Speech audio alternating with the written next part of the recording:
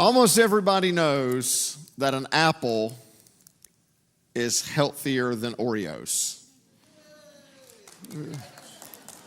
Now, I mean, and choose any fruit. I prefer bananas, but whatever is your favorite fruit. Almost everybody knows. I mean, like, can we all agree that fruit is healthier than cookies? Is there anybody here that thinks cookies are healthier than fruit? Okay. Not healthier. I didn't say what you wanted.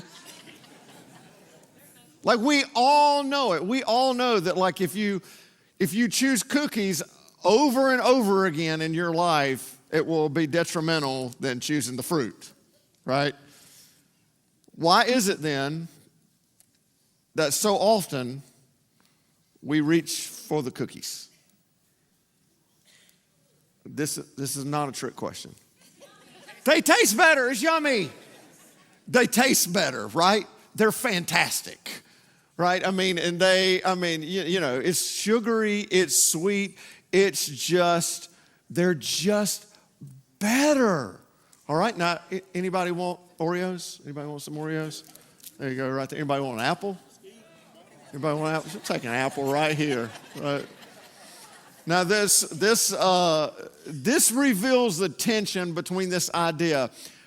Belief in what we believe, what we say we believe, we all agree that fruit is better than cookies. Fruit is better than cookies. And yet, so often, our behavior does not match our belief. What we say we believe, what we say we know to be true, we don't actually do. And the reason for that is like we think like, well, I'll be the one that it's not that bad for, right? There's exceptions to every rule, or we just can't overcome our desires, or whatever it is. They're like we all have this. And it's, of course, bigger than having an apple or an Oreo. It's that you can believe the right thing to do. Like, we can have a belief in what is the right thing. We can say it, but at some point we have to do the right thing. Our action has to match our words. Our behavior has to match what we say we believe. If you don't follow belief with behavior, you have to start asking if you really believed it in the first place, right? Or if it was just lip service. And by the time we're done today, we're going to see this incredible woman, this incredible character, Queen Esther.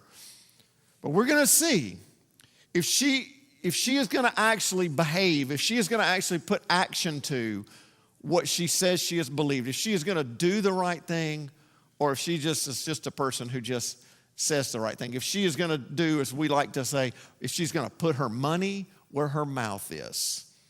Well, good morning. Welcome to Mountaintop Church. My name is Carter McInnes, and I get to be pastor here, and we're so glad that you've come today, and it's Fall Fun Day, so it's a super fun day to be here, and I saw lots of kids in a lot of great costumes out there. If you're in your home, thanks for welcoming us into your lives wherever you are.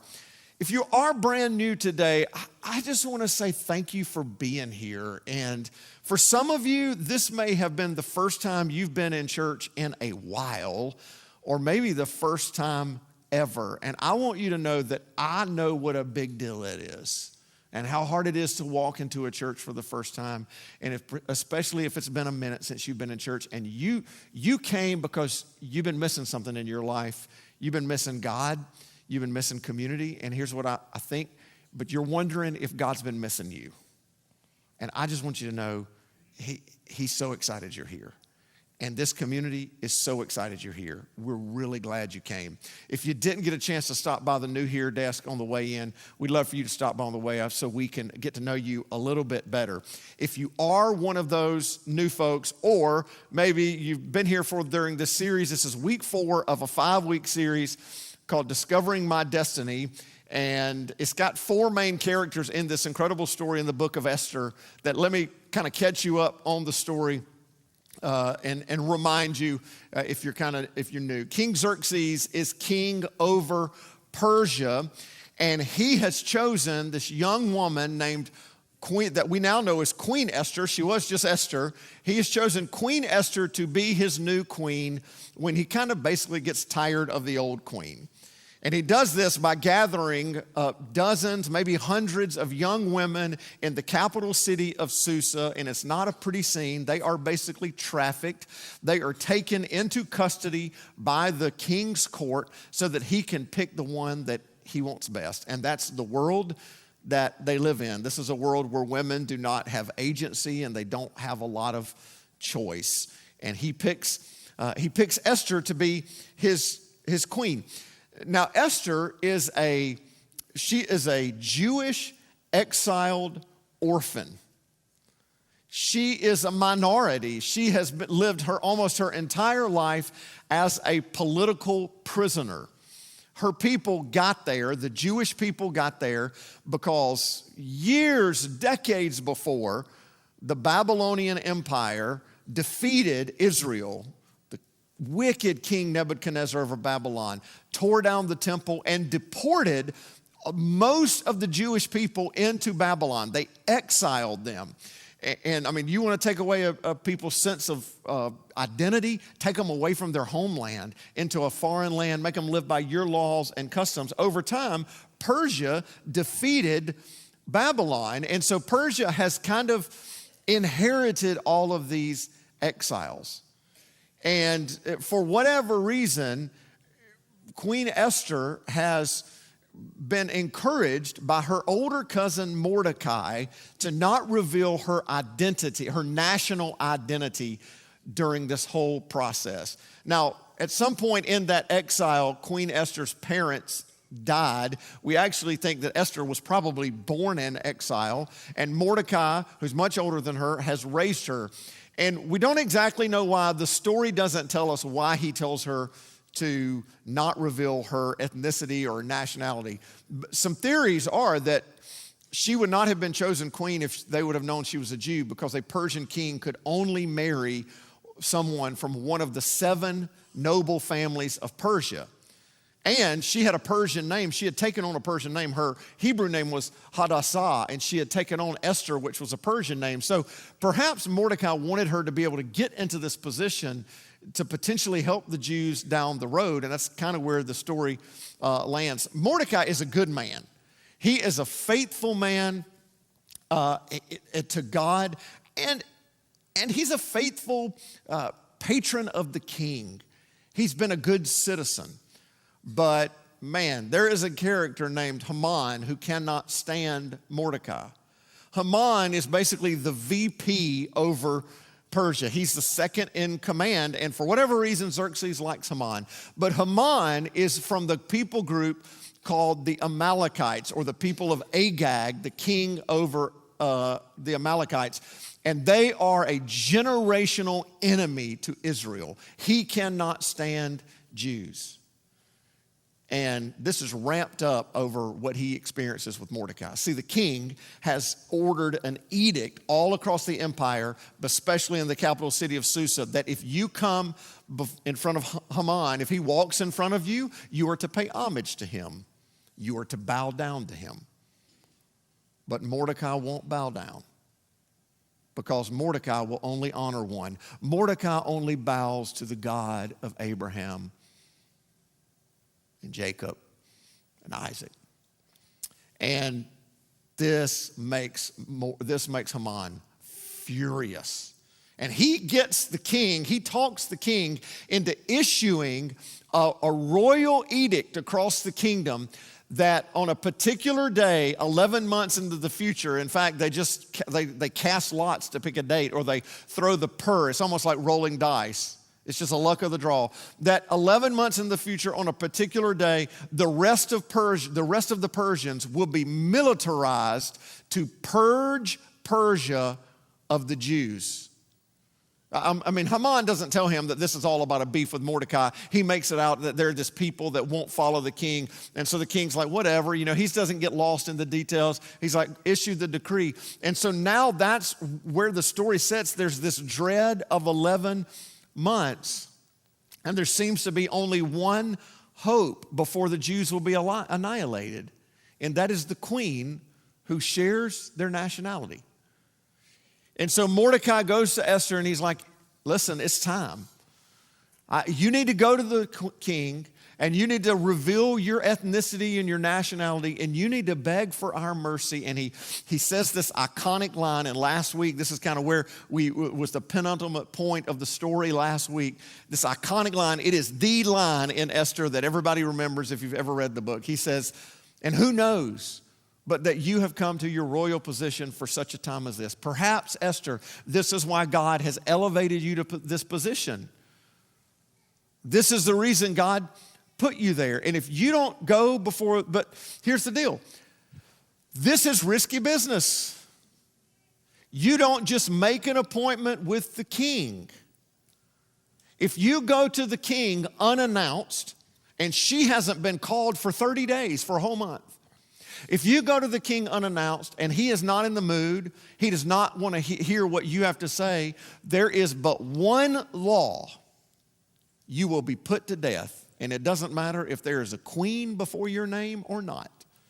The only way forward is if the king, for whatever reason, is feeling good that day, extends the golden scepter to you. And the odds are probably against it. I mean, this is already a king who has done away with one queen to find another. And there's plenty of young women in Persia, and he can take whoever he wants. But Esther, in this kind of heroic quote of her own, and this is where we left the story last week, she says, I'll go. I'll go, Mordecai. And if I perish, I perish. If I die, I die. I mean, it's so brave. But you don't really believe something until you put it to the test. She has said the right thing, but will she do the right thing? She has belief that, I know this is the right thing to do, but will she have the behavior? And for some of you that are maybe new to church or new to faith, or you've been skeptical of faith, this is actually one of the problems you have had with church people. This is actually one of the problems you've had with Christians, because Christians are really good at telling everybody about what their belief is, and sometimes not so good at having behavior that backs it. Like we say we believe in this book. We talk about being biblical, except when it means turning the other cheek, or loving our neighbor, right? Or honoring others above ourselves, or forgiving those who have hurt us as Christ forgave us. Right? That's actually one of the problems, right? One of the problems is that people say, oh, I believe this, but what matters is behavior. If you don't do the thing, it doesn't matter if you said the thing. And that's why I think this is the bottom line for today. This is what I want you to take home today. I'm going to tell you before we even dig into Scripture today. Courage makes faith count. Like it doesn't even count.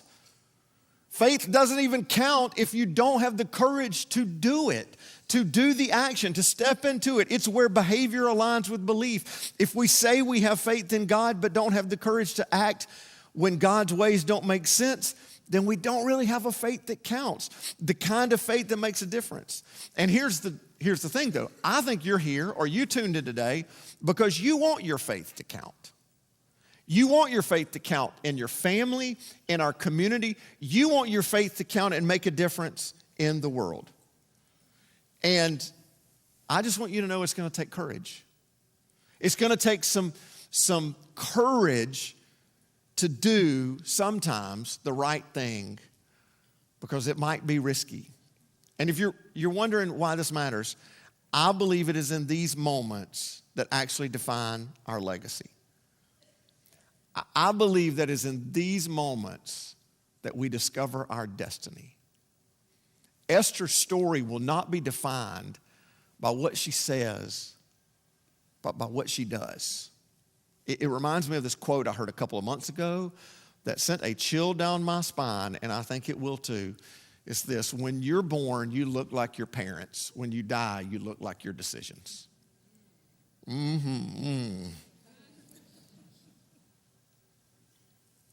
I mean, that's essentially what Mordecai tells Esther. If you don't speak up, I mean, they'll find out eventually your nationality and you're going to die. If you do speak up, you're right. Good chance you could die. It doesn't really matter, Esther. It doesn't matter. You're focused on circumstances. You're focused on outcomes. Esther, this is what Mordecai's telling her. You got a decision to make. And however you die and whenever you die, you're going to look like your decisions. What do you want your legacy to be? And that matters to me because I've got some decisions to make and you've got some decisions to make. And what we do will matter more than what we say. So we're going to pick up the story. Today we're going to go through Esther 5 and 6. If you don't have a Bible, grab one on the way out at the bookshelves. We'd love for you to read this. I mean, I can't think of a better thing to grow in your faith than to engage Scripture daily. We want you to have a hard copy. Esther 5. We're going to begin in the very first verse. And let's see what Esther does. On the third day, Esther put on her royal robes and stood in the inner court of the palace in front of the king's hall. The king was sitting on his royal throne in the hall facing the entrance. So the king is literally sitting there, and here appears Esther before him. He's looking right at the entrance. Moment of truth. When he saw Queen Esther standing in the court, he was pleased with her and held out to her the gold scepter that was in his hand. So Esther approached and touched the tip of the scepter. Whew, right? Big moment. Big moment. I mean, there's been this whole deal about the golden scepter. That, I mean, is it going to be extended? And he extends the golden scepter. This says something about the way she carried herself in her position. She has broken a law. And the only way through it is for the king to extend the scepter. And here's what I love about this. There's just so many little lessons within the greater story. He does not extend the golden scepter because of what she's about to say, because he has no idea what she's about to say. He does not extend the golden scepter to her because of her God. He doesn't even know who her God is. He doesn't even know her faith. He extends the golden scepter to her because who she is.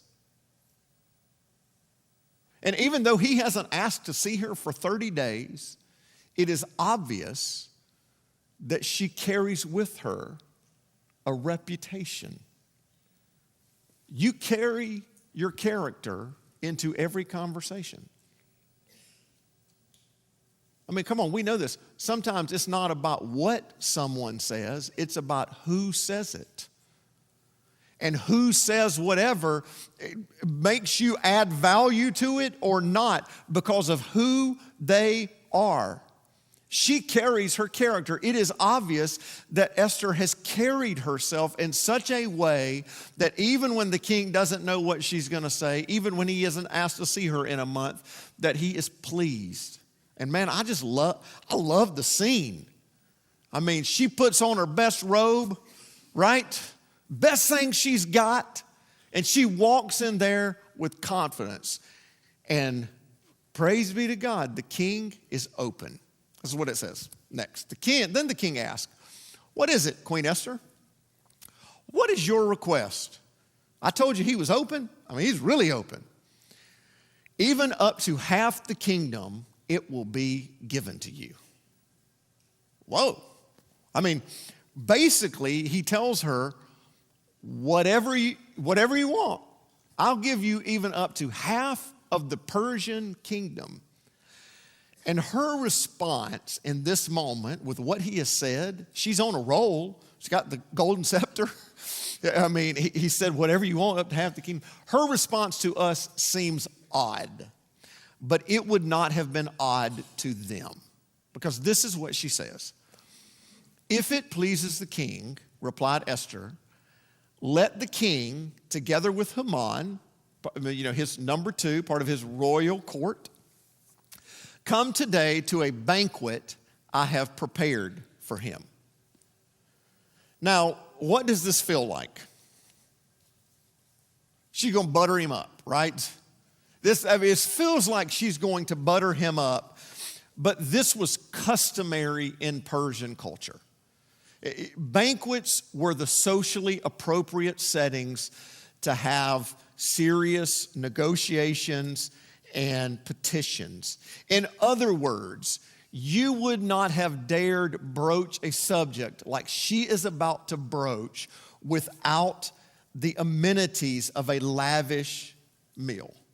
This is just what you do. So this is no surprise to him when she says this, because this is expected behavior.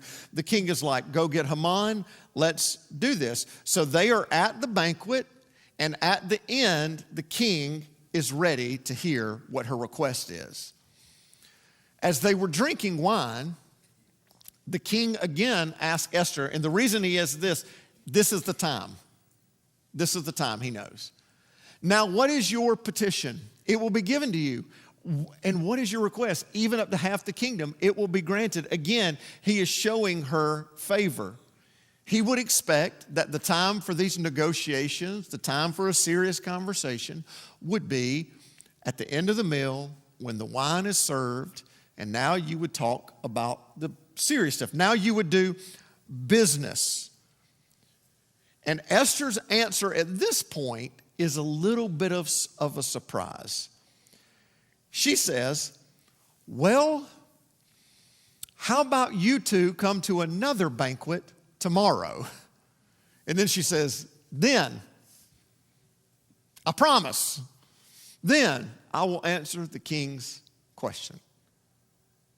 Now, while the first banquet is customary, and most scholars say just absolutely normal, we can't figure out this one. Is it cold feet? Is it like, am I really going to do this? Am I really going to say this? Am I really going to accuse Haman, this man that he has ordered everyone? I mean, the king really likes Haman, and Haman is really, really rich and has a lot of power. I mean, what is this about?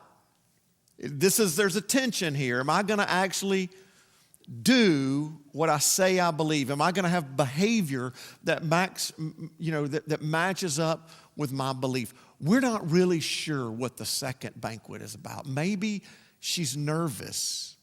Maybe there's a lesson here about maybe there's a right way to have a hard conversation. Maybe she thinks this is such a serious conversation that we need to have a second banquet, or maybe she is questioning if this is the right thing to do. It is one of the unknowns of the story.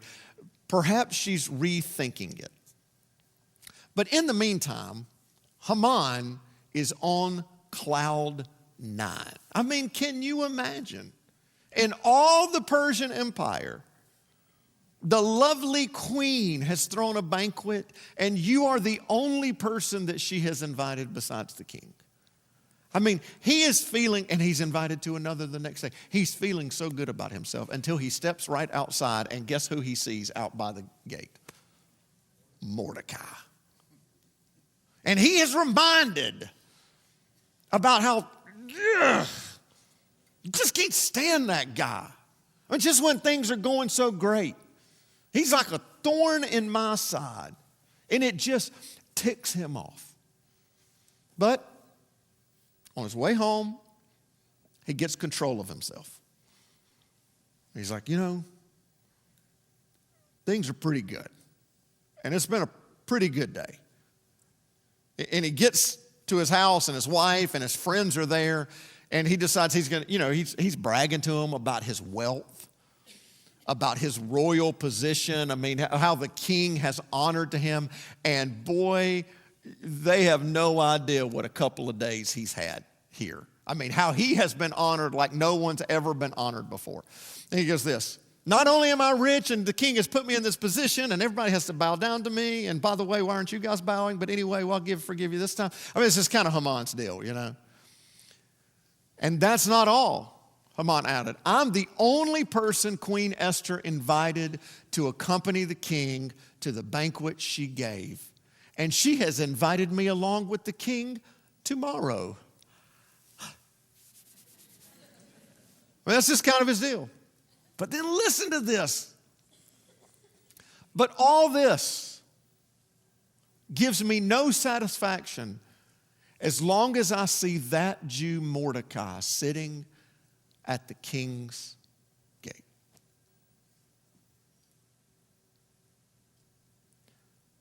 Well, that kind of hate and prejudice is ugly, isn't it?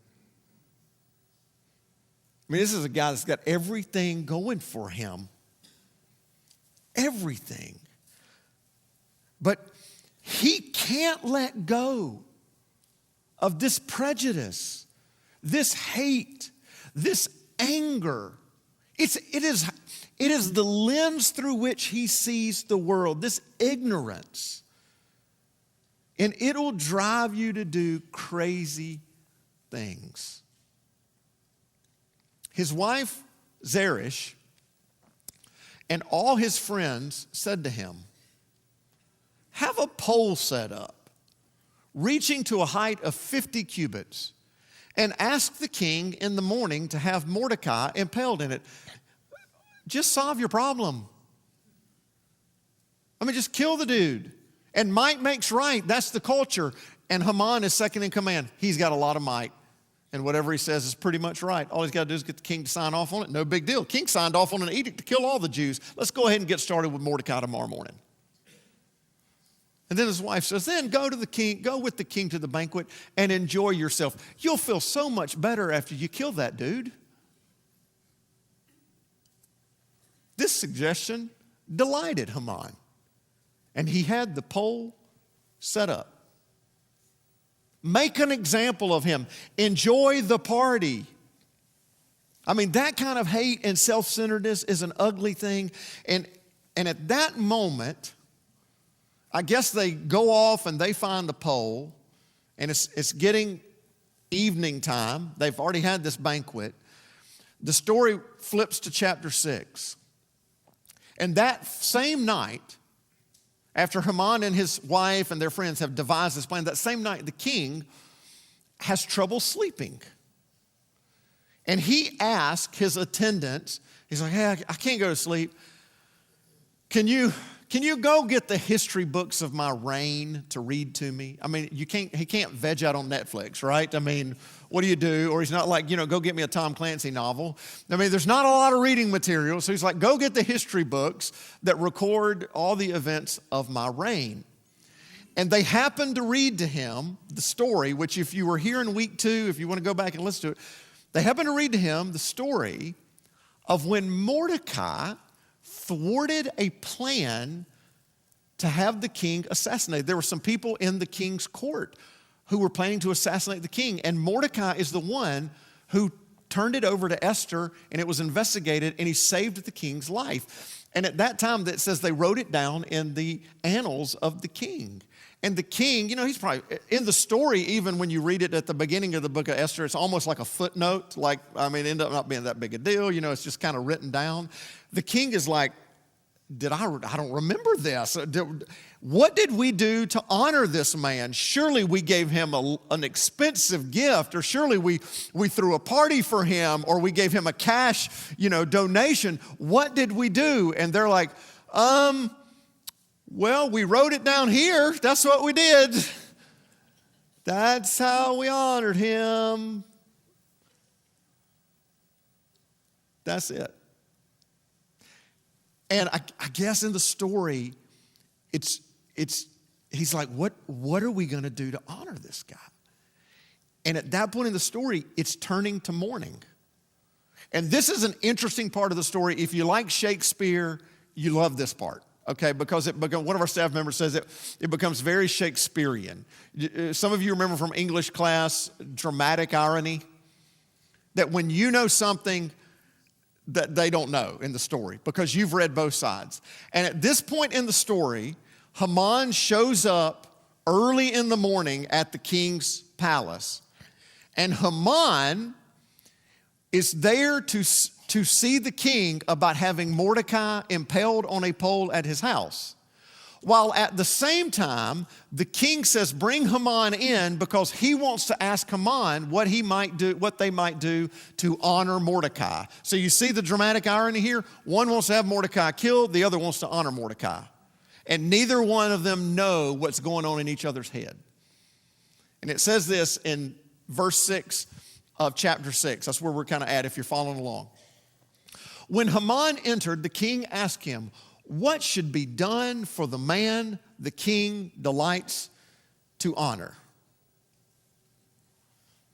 Who do you think Haman thinks the king is talking about?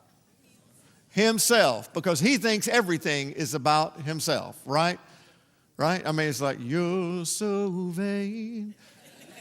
You probably think this song is, that's what you probably think this is about you. And this is what it says.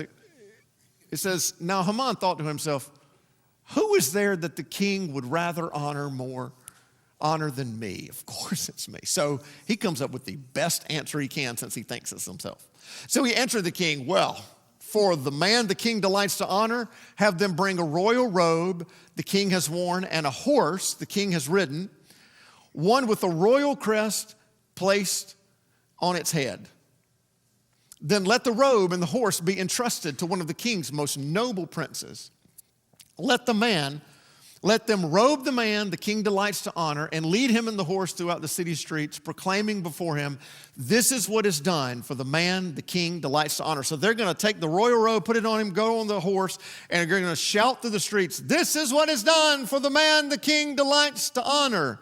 And he is so excited because he thinks this is what's going to happen for him. And when I think of Haman, I just can't think that this is like what he thinks about every morning. He lived this meme before memes were meme. Like he wakes up every morning and he's like, get in there and make it about you. Make it about you, Haman. Right? That's just who this guy is. He's a study in narcissism. And King Xerxes is like, Haman, that is a great idea.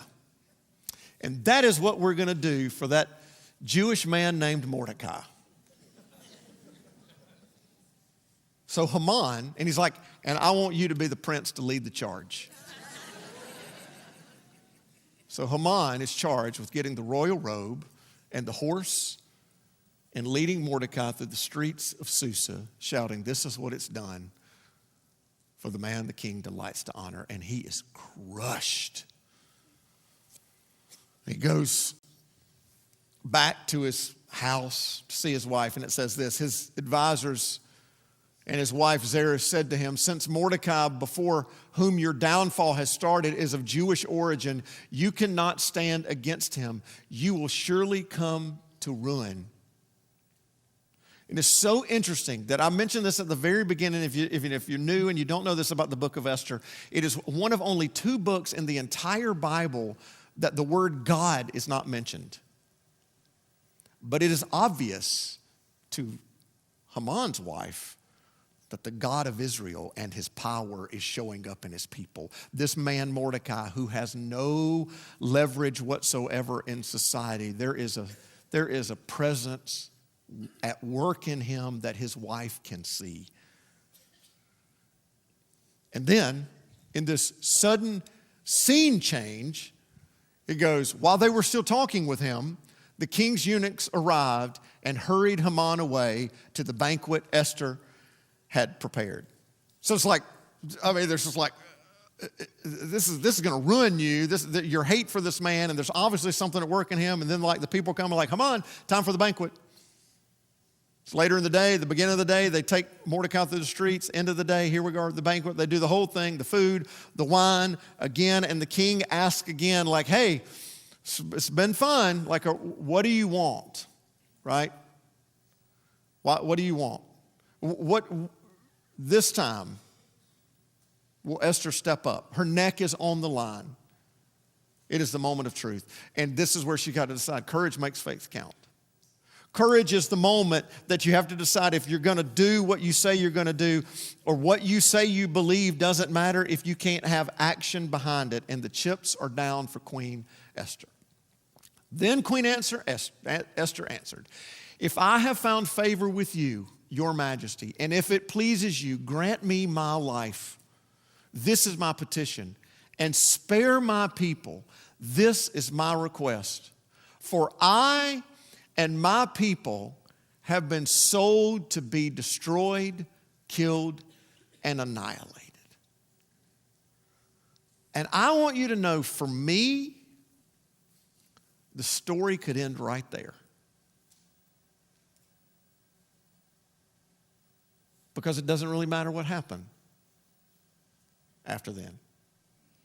I mean, Esther's legacy would not be determined on what happens next. The king's would. But her destiny is written in stone now. She's the one who has had the faith and the courage to make her faith count. And what happens from there is not up. It's not up to her. And see, this is why it's so important, because doing the right thing doesn't mean that there's a guarantee that you and I will get the results that we want. This is what I believe, that when God calls, our response matters more than the results. We are so results oriented, and we try to manipulate outcomes. We try to manipulate results, but other people have decisions. The king has a decision to make that is not Esther's to make. Other people are impacted in this. I mean, it doesn't matter. But people of faith, we're not results-oriented people. We are response. We have a response when God calls us to do what he calls us to do and trust him with the rest. Dr. Charles Stanley, who some of you, if you grew up going to church or you grew up listening to pastors on the TV or radio, you might have remembered that his thing he said all the time was this: obey God and leave all the consequences to him. That's Esther. Like, she says she's going to do it, and she does it, and all the consequences are going to be up to God. Respond to God, obey God, and trust him with the rest. Well, what happens? The king says, who's responsible for this? And this is the reason she has invited only Haman to these two banquets. She points at him and she says, that vile Haman. And the king is furious. Then Haman was terrified before the king and the queen. And the king got up in a rage, left his wine, and went out into the palace garden. But Haman, realizing that the king had already decided his fate, stayed behind to beg Queen Esther for his life. And the next scene is like a movie. He is begging Esther for his life and just falling all over her begging. And the king walks back in. And I mean, like, you can kind of imagine what the scene looks like. And he's like, and you're taking advantage of my wife? And he has him seized immediately. And one of the guards or one of the people in the temple court, they're like, hey, king, did you know that Haman had a pole set up right outside his house this morning? Just conveniently, just wanted to let you know. And the king is like, good idea. So they impaled Haman. Now we're in chapter 7 on the pole he had set up for Mordecai. Then the king's fury subsided. And that's the end of the chapter. And next week we're going to start in chapter 8. And you're going to have to come to see how the story ends, because the situation with the Jews is still up in the air. Because he actually hasn't granted what Esther asked for. He's just dealt with this evil man, Haman. And there is an edict that cannot be reversed because it is a royal edict. But Esther's legacy is etched in stone because she had courage. And courage is what makes faith count. Courage is what matters. Courage to do what we say we believe. Some of you have some situations right now that you're not sure what you want to do. You're not sure if you can do it. You're worried if the results might not be what you want. But I want to tell you something. We can say we believe all the right things. We can say we trust God. But what counts is obedience. What counts is stepping out in faith and actually doing the thing and putting, like Esther says, our money where our mouth is. We can say we trust God. We sang that we trust God. But what matters if we will actually do the thing that trusts God. There is a prayer that I just wanted to give to you as something that might be a tool for you. It is for me.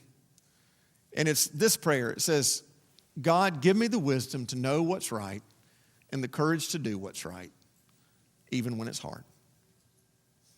Because I think some of you probably have some situations where you're trying to figure out what the right thing to do is. God, give me the wisdom. Some of you have a situation where you know what the right thing to do, but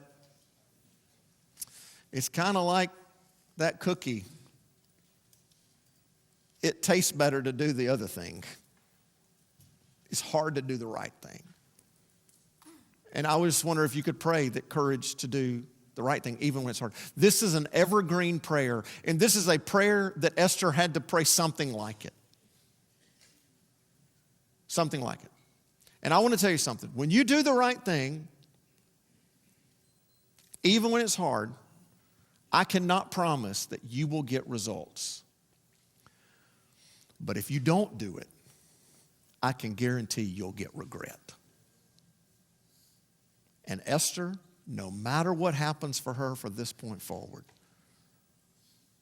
no matter how her life ends, she will die with a decision that doesn't look like regret. She will die that look like decisions in which she had the courage to trust God. And you've got decisions to make, and I got decisions to make. And what we say will not be nearly as important as what we actually do. Would you close with me today by praying this prayer? God, give me the wisdom to know what's right and the courage to do what's right, even when it's hard. Pray with me. Heavenly Father, thank you for Esther's courage to do the right thing. That was extremely hard and extremely risky. And Lord, I want to pray for my friends, my brothers and sisters watching online, here in this room, who have some hard decisions to make, and they are risky. And it's risky with a relationship, it's risky with money, it's risky with their career, it's risky with a friendship. God, would you give them courage to do what's right, even when it's hard? Would you help us to make our faith count like Esther did? In Jesus' name, amen. I want to invite you to stand as we close today and sing a song that's simply called Take Courage. And let's take hold of it this morning.